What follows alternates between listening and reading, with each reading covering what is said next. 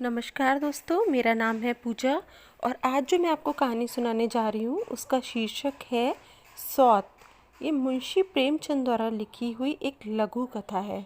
लेकिन कहानी शुरू करने से पहले निवेदन है, अगर आपने मेरे चैनल को अभी तक सब्सक्राइब नहीं किया है तो प्लीज़ इसे सब्सक्राइब करें। प्रस्तुत है कहानी सौत। जब रज़िया के 2-3 बच्चे होकर मर गए और उम्र ढल चली तो रामू का प्रेम उससे कुछ कम होने लगा और दूसरे ब्याह की धुन सवार हुई। आए दिन रजिया से बकझक होने लगी। रामू एक न एक बहाना खोजकर रजिया पर बिगड़ता और उसे मारता और अंत में वह नई स्त्री ले ही आया। इसका नाम था दासी। चंपई रंग था, बड़ी बड़ी आंखें, जवानी की उम्र। पीली कुंशागी रजिया भला इस नवयौवना के सामने क्या जचती। फिर भी वह जाते हुए स्वामित्व को जितने दिन हो सके अपने अधिकार में रखना चाहती थी। तिगड़ते हुए छप्पर को धुनियों से संभालने की चेष्टा कर रही थी। इस घर को उसने मर मर कर बनाया है, उसे सहज ही में नहीं छोड़ सकती। वह इतनी बेसमझ नहीं है कि घर छोड़कर चली जाए और दासी राज करे। एक दिन रजिया ने रामू से कहा, मेरे पास साड़ी नहीं है, जाकर ला दो। रामू उसके एक दिन पहले दासी के लिए अच्छी सी चुनरी लाया था। रजिया की मांग सुनकर बोला, मेरे पास अभी रुपया नहीं था। रजिया को साड़ी की उतनी चाह ना थी जितनी रामू और दसिया के आनंद में विघ्न डालने की। बोली, रुपए नहीं थे तो कल अपनी चहेती के लिए चुंदरी क्यों लाए? चुंदरी के बदले उसी दाम में 2 साड़ियाँ लाते तो एक मेरे काम ना आती। रामू ने स्वेच्छा भाव से कहा, मेरी इच्छा जो चाहूँगा करूँगा, तू बोलने वाली कौन है?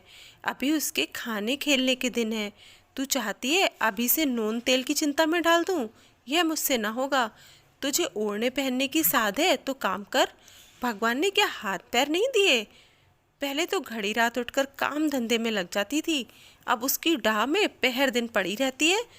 तो रुपए क्या आकाश से गिरेंगे? मैं तेरे लिए अपनी जान थोड़ी ही दे दूँगा। रज़िया ने कहा, तो क्या मैं उसकी लौंडी हूँ कि वह रानी की तरह पड़ी रहे और मैं घर का सारा काम करती रहूँ? इतने दिनों छाती फाड़कर काम किया, उसका यह फल मिला तो अब मेरी भला काम करने आती है। मैं जैसे रखूँगा वैसे ही तुझे रहना पड़ेगा। मेरी इच्छा होगी रहूँगी, नहीं अलग हो जाऊँगी। जो तेरी इच्छा हो कर, मेरा गला छोड़। अच्छी बात है, आज से तेरा गला छोड़ती हूँ, समझ लूँगी विधवा हो गई। रामू का दिल इतना तो समझता था कि यह गृहस्थी रजिया की जोड़ी हुई है, चाहे उसके रूप में उसके लोचन विलास के लिए आकर्षण ना हो। संभव था कुछ देर बाद जाकर वह रजिया को मना लेता, पर दासी भी कूटनीति में कुशल थी। उसने गर्म लोहे पर चोटें जमाना शुरू की। बोली, आज देवी किस बात पर बिगड़ रही थी? रामू ने उदास मन से कहा, तेरी चुंदरी के पीछे रजिया महाभारत मचाए हुए है। अब कहती है अलग रहूंगी। मैंने कह दिया, तेरी जो इच्छा हो कर। दसिया ने आंखें मटकाकर कहा, यह सब नखरे हैं कि आकर हाथ पांव जोड़े मनावन करे और कुछ नहीं। तुम चुपचाप बैठे रहो, 2-4 दिन में आप ही गर्मी उतर जाएगी। तुम कुछ बोलना नहीं, उसका मिजाज और आसमान पर चढ़ जाएगा। रामू ने गंभीर भाव से कहा, दासी, तुम जानती हो वह कितनी घमंडिन है। वह मुंह से जो बात कहती है उसे करके छोड़ती है। रजिया को भी रामू से ऐसी कृतज्ञता की आशा न थी। वह अब पहले किसी सुंदर नहीं है, इसीलिए रामू को अब उससे प्रेम नहीं है। पुरुष चरित्र में यह कोई असाधारण बात न थी, लेकिन रामू उससे अलग रहेगा, इसका उसे विश्वास न आता था। यह घर उसी ने पैसा पैसा जोड़कर बनवाया। उसकी गृहस्थी भी उसी की जोड़ी हुई है। अनाज का लेन देन उसी ने शुरू किया। इस घर में आकर उसने कौन कौन से कष्ट नहीं झेले। इसीलिए तो कि पौरुख थक जाने पर एक टुकड़ा चैन से खाएगी और पड़ी रहेगी, और आज इतनी निर्दयता से दूध की मक्खी की तरह निकाल कर फेंक दी गई। रामू ने इतना भी ना कहा, तू अलग नहीं रहने पाएगी। मैं या खुद मर जाऊंगा या तुझे मार डालूंगा, पर तुझे अलग ना होने दूंगा। तुझसे मेरा ब्याह हुआ है, हंसी ठट्टा नहीं।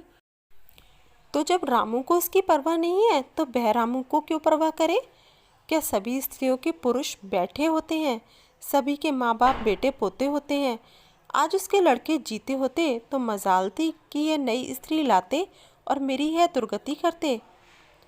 नारी हृदय की सारी परवशता इस अत्याचार से विद्रोह करने लगी।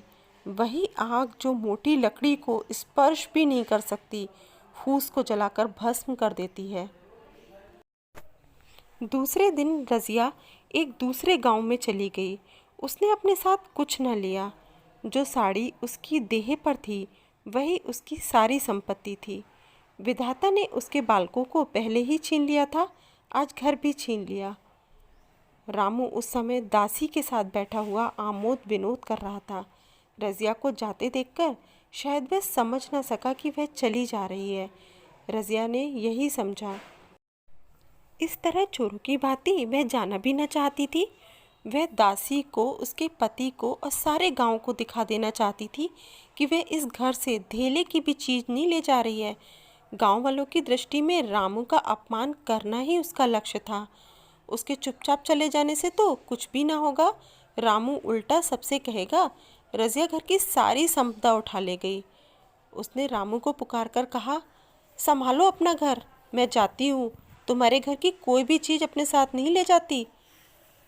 रामू एक क्षण के लिए कर्तव्य भ्रष्ट हो गया। क्या कहे, उसकी समझ में नहीं आया।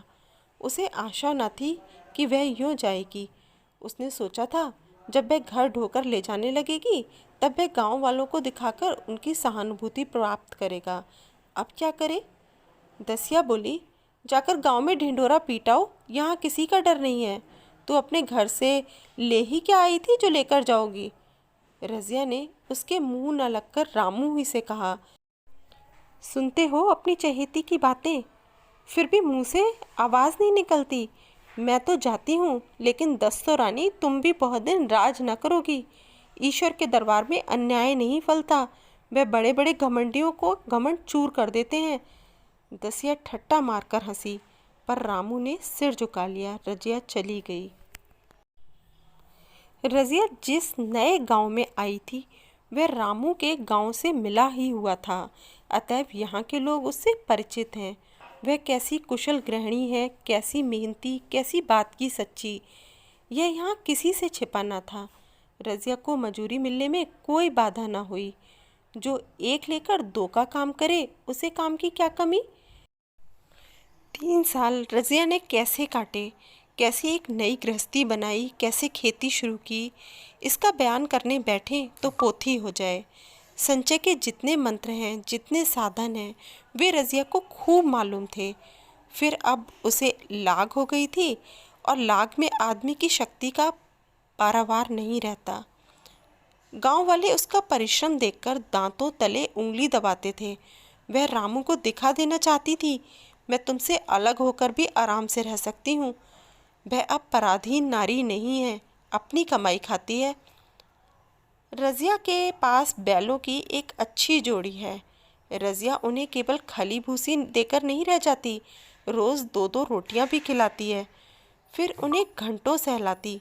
कभी कभी उनके कंधों पर सिर रखकर रोती है और कहती है, अब बेटे हो तो पति हो तो तुम ही हो, मेरी जाल अब तुम्हारे ही हाथ है।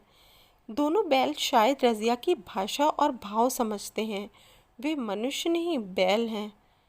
दोनों सिर नीचा करके रज़िया का हाथ चाटकर उसे आश्वासन देते हैं। वे उसे देखते ही कितने प्रेम से उसकी ओर ताकने लगते हैं, कितने हर्ष से कंधा झुलाकर परजोवा रखवाते हैं और कैसा जी तोड़ काम करते हैं। यह वे लोग समझ सकते हैं जिन्होंने बैलों की सेवा की है और उनके हृदय को अपनाया है। रज़िया इस गांव की चौधराइन है। उसकी बुद्धि जो पहले नित्य आधार खोजती रहती थी और स्वच्छंद रूप से अपना विकास न कर सकती थी, अब छाया से निकलकर प्रौढ़ और उन्नत हो गई है। एक दिन रज़िया घर लौटी तो एक आदमी ने कहा, तुमने नहीं सुना चौधराइन, रामू तो बहुत बीमार है, सुना 10 लंघन हो गए हैं। रज़िया ने उदासीनता से कहा, जूड़ी है क्या? जूड़ी नहीं, कोई दूसरा रोग है। बाहर खाट पर पड़ा था। मैंने पूछा, कैसा जी है रामू? तो रोने लगा, बुरा हाल है, घर में एक पैसा भी नहीं कि दवा दारू करें। दसिया के एक लड़का हुआ है, वह तो पहले भी काम धंधा ना करती थी और अब तो लड़कोरी है, कैसे काम करने आए। सारी मार रामू के सिर जाती है। फिर गहने चाहिए, नई दुल्हन यूँ कैसे रहे। रज़िया ने घर में जाते हुए कहा, जो जैसा करेगा आप भोगेगा। लेकिन अंदर उसका जी न लगा। वह एक क्षण में फिर बाहर आई। शायद उस आदमी से कुछ पूछना चाहती थी और इस अंदाज से पूछना चाहती थी मानो उसे कुछ परवाह नहीं है। पर वह आदमी चला गया था। रज़िया ने पूरब पश्चिम जा जाकर देखा, वह कहीं न मिला। तब रज़िया द्वार के चौखट पर बैठ गई। इसे वे शब्द याद आए जो उसने 3 साल पहले रामू के घर से चलते समय कहे थे। उस वक्त जलन में उसने वह शाप दिया था। अब वह जलन न थी, समय ने उसे बहुत कुछ शांत कर दिया था। रामू और दासी की हीन अवस्था अब ईर्ष्या के योग्य नहीं, दया के योग्य थी। उसने सोचा, रामू को 10 लंघन हो गए हैं तो अवश्य ही उसकी दशा अच्छी ना होगी। कुछ ऐसा मोटा ताजा तो पहले भी न था। 10 लंघन ने तो बिल्कुल ही घुला डाला होगा। फिर इधर खेती बाड़ी में भी तो टोटा ही रहा, खाने पीने को भी ठीक ठीक से ना मिला होगा। पड़ोसी की एक स्त्री ने आग लेने के बहाने आकर पूछा, सुना रामू बहुत बीमार है, जो जैसा करेगा वैसा पाएगा। तुम्हें इतनी बेदर्दी से निकाला कि कोई अपने बैरी को भी ना निकालेगा। रज़िया ने टोका, नहीं दीदी, ऐसी बात न थी। वे तो बेचारे कुछ बोले ही नहीं। मैं चली तो सिर झुका लिया। दसिया के कहने में आकर वे चाहे कुछ कर बैठे हों, यूँ मुझे कभी कुछ नहीं कहा। किसी की बुराई क्यों करूं? फिर कौन ऐसा मर्द है जो औरतों के बस नहीं हो जाता? दसिया के कारण उनकी यह दशा हुई है। पड़ोसन ने आग न मांग मुंह फेर कर चली गई। रजिया ने कलसा और रस्सी उठाई और कुएं पर पानी खींचने गई। बैलों को सानी पानी देने की बेला आ गई थी, पर उसकी आंखें उस रास्ते की ओर लगी हुई थी जो रामू के गांव को जाता था। कोई उसे बुलाने अवश्य आ रहा होगा। नहीं, बिना बुलाए भी कैसे जा सकती है? लोग कहेंगे आखिर दौड़ी आई ना। मगर रामू तो अचेत पड़ा होगा। 10 लंघन थोड़े नहीं होते। उसकी देह में था ही क्या? फिर उसे कौन बुलाएगा? दसिया को क्या गरज पड़ी है? कोई दूसरा घर कर लेगी, जवान है। अच्छा, वह आ तो रहा है। हाँ, आ रहा है। कुछ घबराया सा जान पड़ता है। कौन आदमी है? इसे तो कभी मलसी में नहीं देखा। मगर उस वक्त से मलसी कभी गई भी तो नहीं। 2-4 नए आदमी आकर बसे ही होंगे। रज़िया ने कलसा जगत पर रख दिया और उसके पास जाकर बोली, रामू महतो ने भेजा है ना तुम्हें? अच्छा तो चलो घर, मैं तुम्हारे साथ चलती हूँ। नहीं, अभी मुझे कुछ देर है। बैलों को सानी पानी देना है, दिया बत्ती करनी है। तुम्हें रुपए दे दूँ? जाकर दसिया को दे देना। कह देना कोई काम हो तो बुला भेजे। बटोही रामू को क्या जाने, किसी दूसरे गांव का रहने वाला था। पहले तो चकराया, फिर समझ गया। चुपके से रज़िया के साथ चला गया और रुपए लेकर लंबा हुआ। चलते चलते रज़िया ने पूछा, अब क्या हाल है उनका? बटोही ने अटकल से कहा, अब तो कुछ संभल रहे हैं। दसिया बहुत रो धो तो नहीं कर रही है? रोती तो नहीं थी। क्यों रोएगी? मालूम होगा पीछे। बटोही चला गया तो रज़िया ने बैलों को सानी पानी किया, पर मन रामू ही की ओर लगा हुआ था। स्नेह स्मृतियाँ छोटी छोटी तारिकाओं की भांति मन में उदित होती जाती थीं। एक बार जब वह बीमार पड़ी थी, वह बात याद आ गई। 10 साल हो गए, वह कैसे रात दिन उसके सराहने बैठे रहता था। खाना पीना तक भूल गया था। उसके मन में आया, क्यों न चलकर देख ही आवे। कोई क्या कहेगा? किसका मुंह है जो कुछ कहे? चोरी करने नहीं जा रही हूँ, उस आदमी के पास जा रही हूँ जिनके साथ 15-20 साल ही रही हूँ। दसिया नाक से कोड़ेगी, मुझे उससे क्या मतलब? रज़िया ने किवाड़ बंद किए, घर मजूर को सहेजा और रामू को देखने चली, कांपती झिझकती, क्षमा का दान लिए हुए। रामू को थोड़े ही दिनों में मालूम हो गया था कि उसके घर की आत्मा निकल गई और वह चाहे कितना जोर करे, कितना ही सिर खपाए, उसमें स्फूर्ति नहीं आती। दासी सुंदरी थी, शौकीन थी और फूहड़ थी। जब पहला नशा उतरा तो ठाएं ठाएं शुरू हुई। खेती की उपज कम होने लगी और जो होती भी थी वह ऊट पटांग खर्च होती थी। ऋण लेना पड़ता था। इसी चिंता और शोक में उसका स्वास्थ्य बिगड़ने लगा। शुरू में कुछ परवाह न की। परवाह करके ही क्या करता, घर में पैसे न आते थे।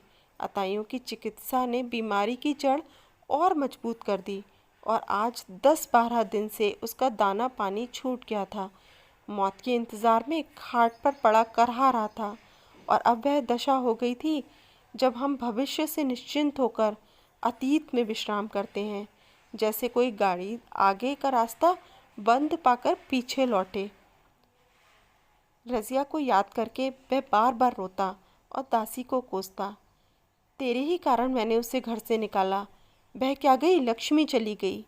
मैं जानता हूँ अब भी बुलाऊं तो दौड़ी आएगी, लेकिन बुलाऊं किस मुँह से। वह एक बार आ जाती और उससे अपने अपराध क्षमा करा लेती, फिर मैं खुशी से मरता। और लालसा नहीं है।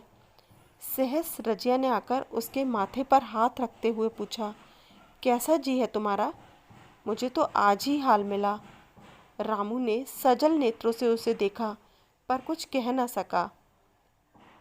दोनों हाथ जोड़कर उसे प्रणाम किया पर हाथ जुड़े ही रह गए और आंख उलट गई। लाश घर में पड़ी थी। रज़िया रोती थी। दसिया चिंतित थी। घर में रुपए का नाम नहीं। लकड़ी तो चाहिए ही। उठाने वाले जलपान करेंगे ही। कफन के बगैर लाश उठेगी कैसे? 10 से कम का खर्च न था। यहाँ घर में 10 पैसे भी नहीं। डर रही थी कि आज गहन आफत आई। ऐसी कीमती भारी गहने ही कौन थे? किसान की बिसात ही क्या? 2-3 नग बेचने से 10 मिल जाएंगे। मगर और हो ही क्या सकता है? उसने चौधरी के लड़के को बुलाकर कहा, देवर जी, यह बेड़ा कैसे पार लागे? गांव में कोई धेले का अभी विश्वास करने वाला नहीं। मेरे गहने हैं। चौधरी से कहो इन्हें गिरो रखकर आज का काम चलाएं, फिर भगवान मालिक है। रज़िया से क्यों नहीं मांग लेती? सहसा रज़िया आंखें पोंछती हुई आ निकली। कान में भनक पड़ी। पूछा, क्या है जोखू, क्या सलाह कर रहे हो? अब मिट्टी उठाओगे कि सलाह की बेला है? हाँ, उसी का इंतज़ाम कर रहा हूँ। रुपए पैसे तो यहाँ होंगे नहीं, बीमारी में खर्च हो गए होंगे। इस बेचारी को तो बीच मझधार में लाकर छोड़ दिया। तुम लपक कर उस घर चले जाओ भैया। कौन दूर है, कुंजी लेते जाओ। मंजूर से कहना भंडार से 50 रुपये निकाल दे। कहना ऊपर की पटरी पर रखे हैं। वह कुंजी लेकर उधर गया। उधर दसिया राजू के पैर पकड़कर रोने लगी। बहनापे के ये शब्द उसके हृदय में बैठ गए। उसने देखा रज़िया में कितनी दया, कितनी क्षमा है। रज़िया ने उसे छाती से लगकर कहा, क्यों रोती है बहन? वह चला गया, मैं तो हूँ। किसी बात की चिंता न कर। इसी घर में हम और तुम दोनों उसके नाम पर बैठेंगी।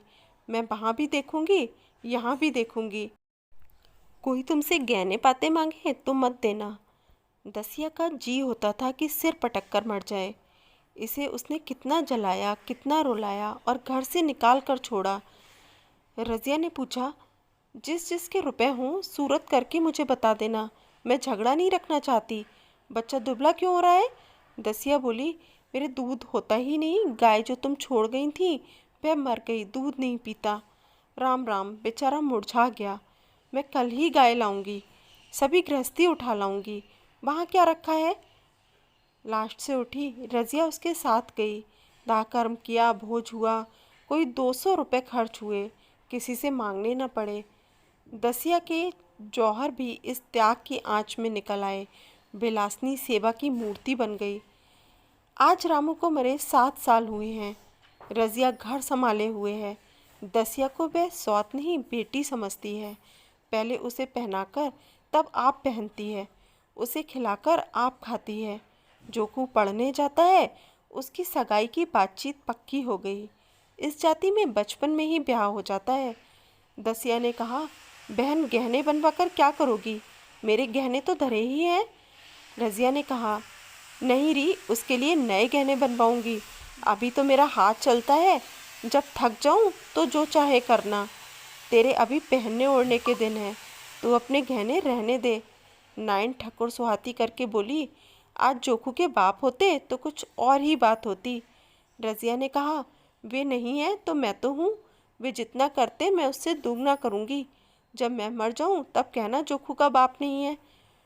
ब्याह के दिन दसिया को रोते देखकर रज़िया ने कहा, बहू तुम क्यों रोती हो? अभी तो मैं जीती हूँ, घर तुम्हारा है, जैसे चाहो रहो, मुझे एक रोटी दे दो बस, और मुझे क्या करना। दसिया ने उसकी गोद में सिर रख दिया और खूब रोई। जीजी तुम मेरी माता हो, तुम ना होती तो मैं किसके द्वार पर खड़ी होती। घर में तो चूहे लौटते थे, उनके राज में मुझे दुख ही दुख उठाने पड़े। सुहाग का सुख तो तुम्हारे राज में मिला। मैं दुख से नहीं रोती, रोती हूँ भगवान की दया पर कि कहाँ मैं और कहाँ यह खुशहाली। रज़िया मुस्कुरा कर रो दी।